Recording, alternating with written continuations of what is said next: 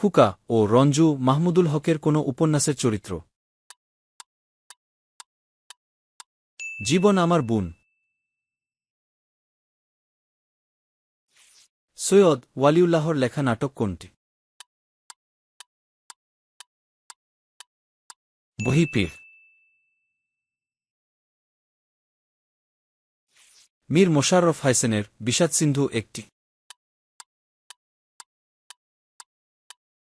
উপন্যাস।